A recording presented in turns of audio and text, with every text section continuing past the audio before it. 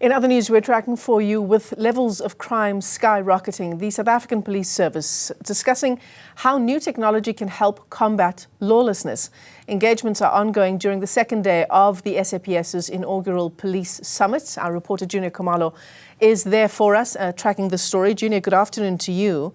And what is the answer to that question? How can technology help us fight crime? Indeed, Michelle, we are going to find out in a few minutes when the panel discussion that is set to discuss that topic is going to get underway. We are seeing a lot of the law enforcement officials making their way back into plenary. They are going to speak about these discussions around new technology and how it can be used basically to fight skyrocketing crime levels in South Africa. Yesterday, we had the president as well as the premier of Gauteng calling on the SAPS basically to use these new technologies as they try and fight the crime that is happening in South Africa, especially organized crime. The president said that there is a challenge when it comes to organized crime, but I do have with me, Michelle, the head of the Hawks, Mr. Godfrey Lebeya, to speak about organized crime and how much it is a challenge in South Africa. Sir, thank you so much for joining us.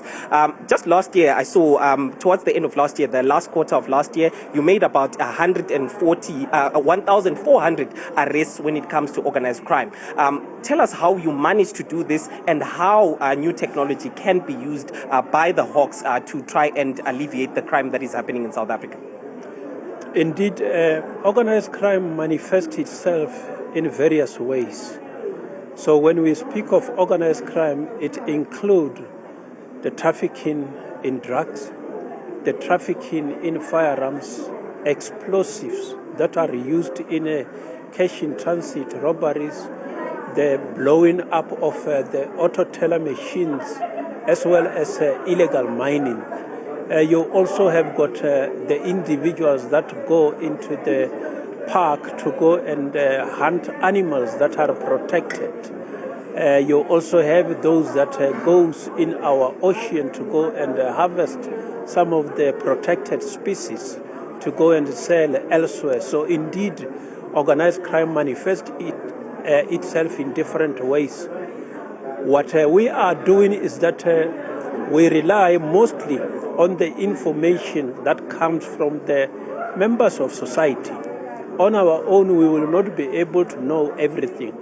There is intelligence that will come from our intelligence communities, those in the government, those who are also operating from other countries who share with us those who are committing transnational organized crime.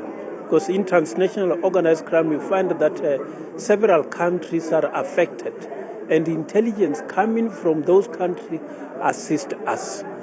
We are able to make inroads if you look at the successes that we normally share with the public, which we will be doing that on the 9th of May, again to share what we've been doing in the last quarter. And it is impressive looking at, among others, the killing of police officials, which I have shared with the participants here that in the past 7 years, we have seen more than 701 arrests of those who have killed police officials. But at the same time, we have also indicated that more than 131 life imprisonment sentences have been meted out only for those who have killed police officials.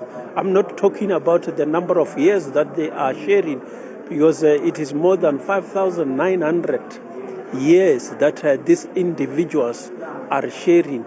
So we are making inroads, but we still need assistance. With the technology coming now to be available, the support from business and the government, I think we are able to improve on that. You shall have seen us going into agreement with business against crime to make use of the facilities that they have. So business is also contributing on that. We are also training some of our officers in doing things like forensic accounting investigation, which we rely on business to come and participate with us. You spoke about the successes when it comes to arrests for those who have killed police officials. One area where a lot of South Africans are watching with keen interest is the area of state capture and those individuals that don't seem to be arrested and basically being prosecuted. You just last month called for the NPA to have a special prosecution unit. Please tell us more about this.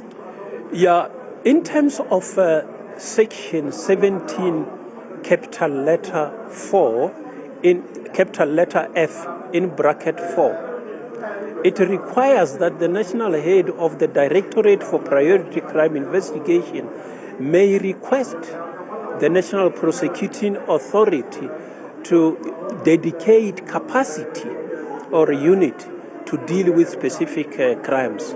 So in terms of the current setup, there is a dedicated capacity to deal with serious organized crime.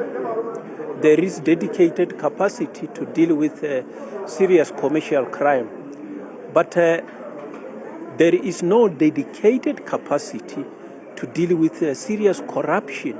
So the cases of serious corruption that are handled by the DPCI, we have to present them before the specialized prosecutors for serious commercial crime.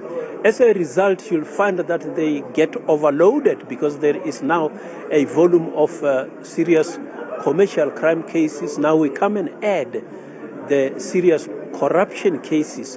It is in that regard that we have requested that the National Prosecuting Authority, can you really consider dedicating capacity to specifically focus on corruption cases? And in that way, we believe that some of the cases will be finalized speedily. Thank you so much. That is the head of the Hawks there, Michelle. Just speaking about some of the requests that he himself has made, especially to the NPA, when it comes to those corruption cases that have not been prosecuted for the longest of time. The State Capture Commission concluded its reports years ago, and still there are those individuals that were implicated in some of those matters, but they still have not been prosecuted. We just heard there the Hawks head saying that he has made that request to the NPA to dedicate a special unit to prosecute corruption, Michelle.